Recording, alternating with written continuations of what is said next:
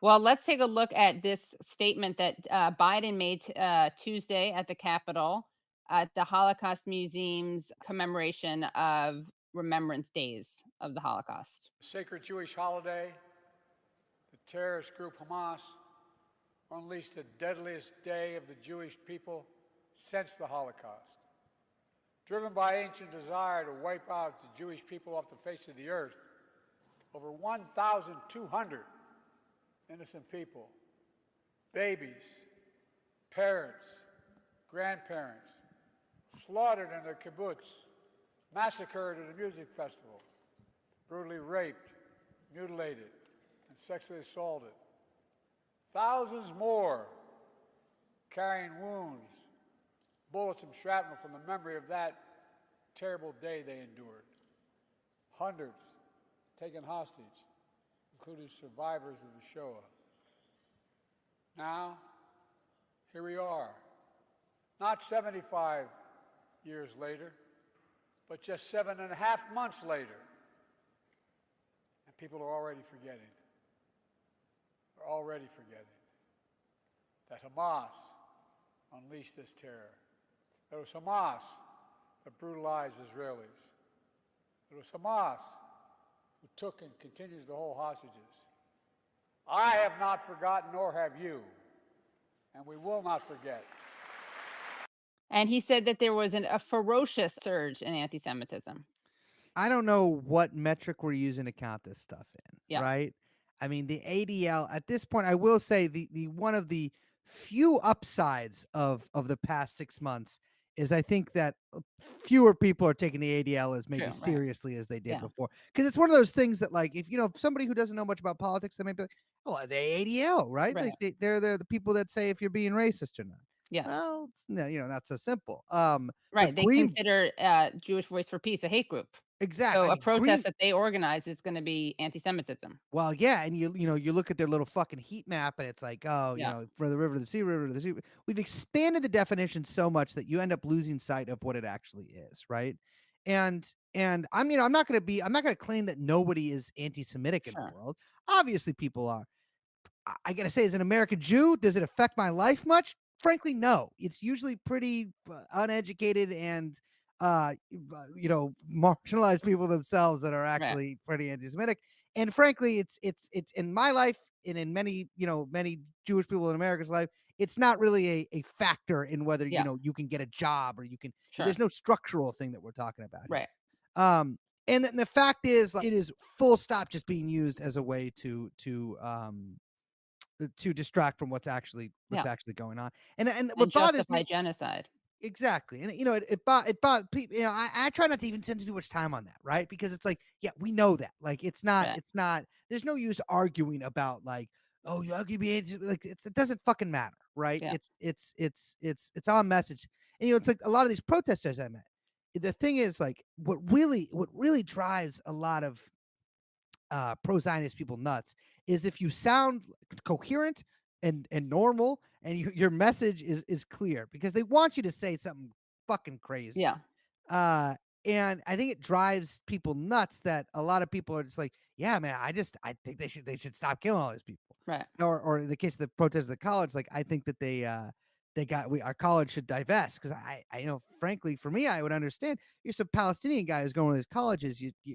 Where your college is invested in is really military technology. Why would they do that? They're college.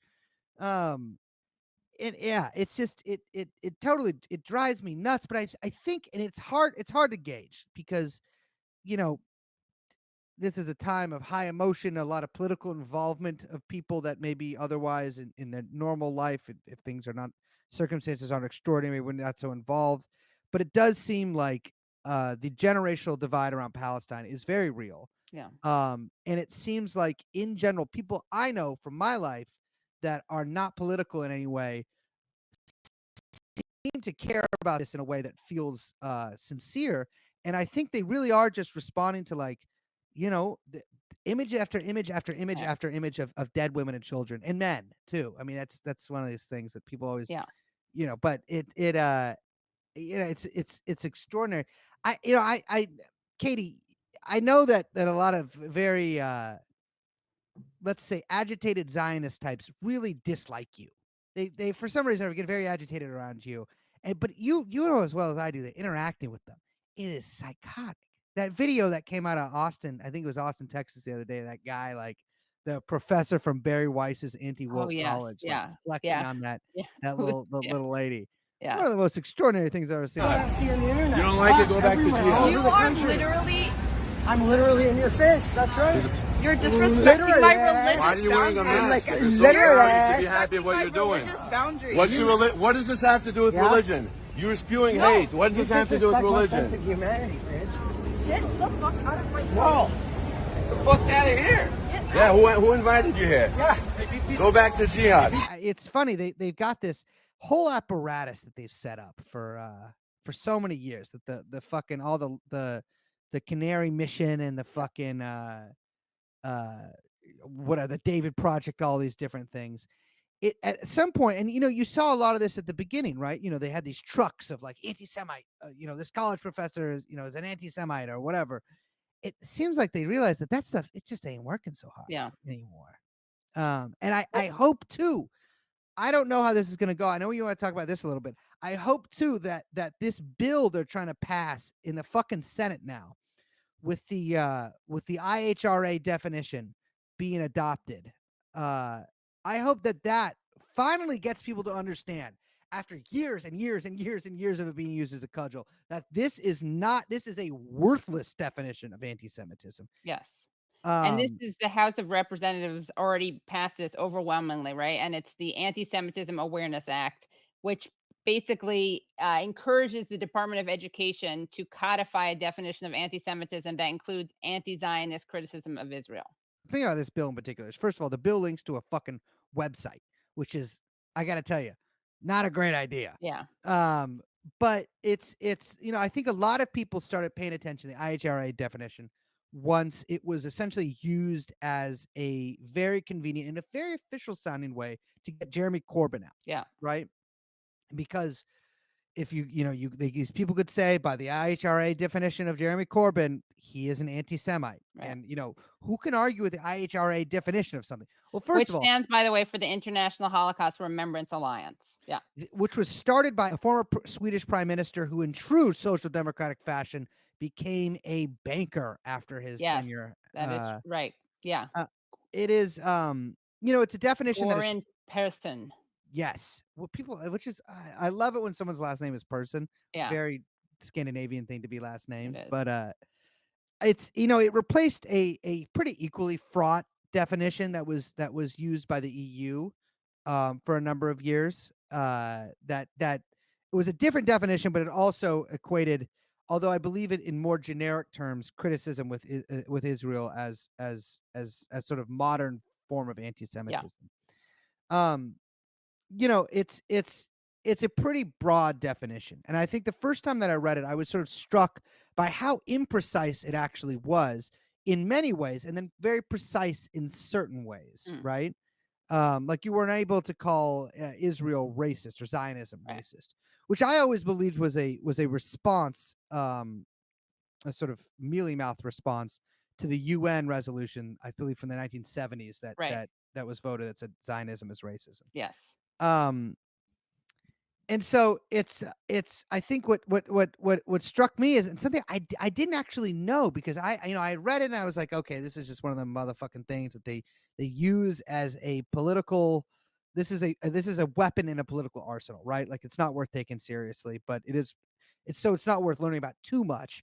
But learning about it more, I realized that one of the compilers of it, he wasn't the author of every word, but one of the main forces behind it, this Bard professor, I believe Ken Stern, who is himself a liberal Zionist, has come out multiple times in the past 6 or 7 years. And this is somebody who is one of those guys who is going to be like, well, I don't like Netanyahu, but Israel has is the right to defend itself, the right to exist. exactly. Yeah. Although it does seem like he is so, I can't say obviously one way or the other, but judging by his public statements, he seems pretty fed up with a lot of the his fellow travelers.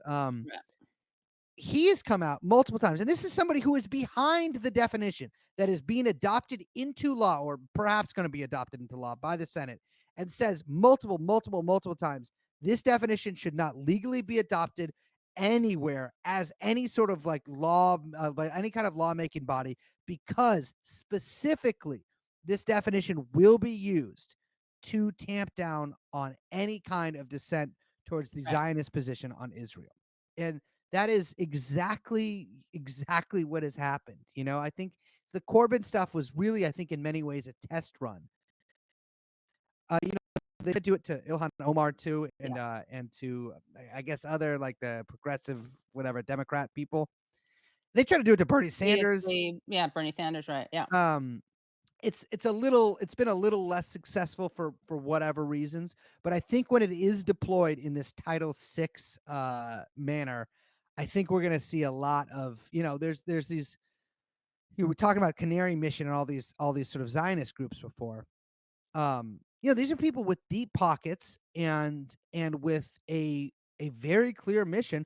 Oftentimes, as you can see from the Al Jazeera documentary, The Lobby, which Yeah. is available on Electronic Intifada, and Right. I highly suggest Great.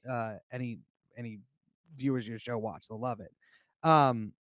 Oftentimes directed from sources that might literally be the Israeli Ministry of Defense or their version of the State Department, Foreign Ministry. um these are groups that like they understand that one of their biggest challenges right now is the hearts and minds of young people, and I think they realize that if you can't dissuade people from pictures of pride flags in Tel Aviv or promises of losing your virginity on the motherfucking kibbutz, Right. then we just got to get you out of there. We just Yeah. gotta you're gonna get taken up on Title VI charges and you're fucked. Here's an article that shows what you were referring to. This is by the guy who I drafted the definition of anti-Semitism. Right-wing Jews are weaponizing it.